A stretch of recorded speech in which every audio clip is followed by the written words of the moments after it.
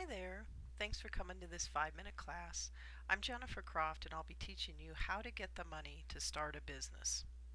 If you like this class, we have a lot of other classes as well as free resources available at www.5minuteclasses.com. So before we talk about how to get the money to start a business, I think it's important to know how much you're going to need. And so to do that, it would be very helpful to write a business plan and or to calculate your startup costs. And if you're doing cash flow projections, I'm going to highly advise that you estimate high on your expenses and low on your sales. And that way you won't be caught short with you took out a certain amount of money and lo and behold, whoa, you need more money midway through. So let's talk about where we can get that money. So the first place we can get the money to start a business is actually from our potential customers or clients, depending on the payment terms that we set up for them. So if there's any way that you're able to get prepayments or deposits or at the very least cash on delivery, that'll really help with your cash flow. The other side of the equation is vendors. If our vendors will give us terms, then we won't need so much money to start the business. And so those terms might be net 30 or net 60, meaning that from the time we order the product or receive the product, we don't have to pay for 30, 60, or 90 days. So another great way to get the money to start a business is to lease equipment rather than buying it. And as an example that I'm showing here on the screen, instead of forking over $10,000 for a piece of equipment, if we can manage to lease that, we could potentially only have to pay $304 per month for it.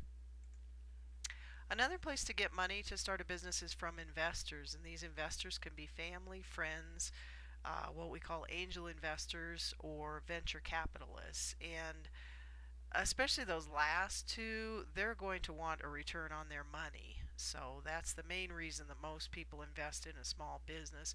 And also, when you find an investor, you're giving away a piece of the company. So you need to think carefully before you do that. Something that's cropped up in recent years that a lot of small businesses and organizations are using is some type of crowdsource funding.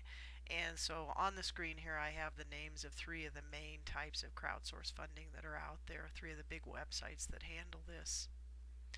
Another place to get the money to start a business is to go to a business bank or a commercial bank, or go to your regular bank but get a commercial loan, a business loan.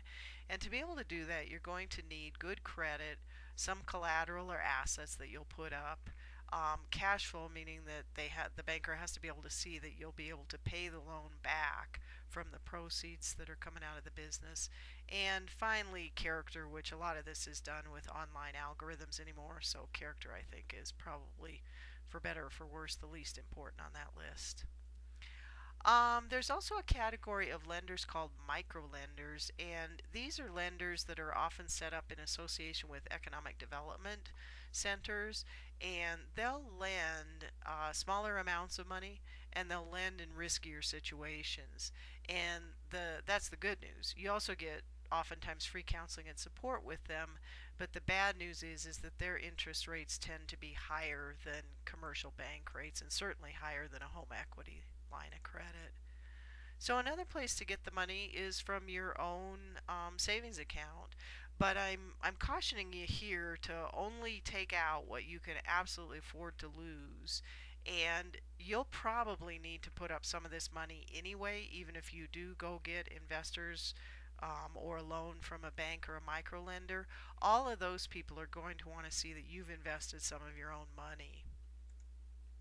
So here's another way, credit cards. And if you're good with money, meaning you can manage it and not let it get out of control, this is a great source of funds. And a lot of these credit cards have no or low interest. And you can take out cash advances and or use the credit card to make some of your startup purchases. Another great idea is a home equity line of credit. And if you have equity in your house and want to go ahead and get a loan, typically these interest rates are lower than commercial bank loans. You can also tap into a retirement account, but I would absolutely do this only as a last resort. You have to pay a penalty as the money's coming out. You also have to pay taxes on that money because it's going to come in as income. And I also think you have to be really careful from doing that much that could potentially jeopardize your future. But in a limited quantity, it's a thought. And another great way is to actually keep your day job. By continuing to work while you start your business, you won't need to go through as much startup costs, and you'll also be able to help use that money to fund the business. So, those are some great ways to get the money to start a business, and here are some next steps that you can take that relate to what you just learned in this class. Here are some worksheets you can use. We also have a free newsletter. And thanks for coming to this class, and best of luck with your business.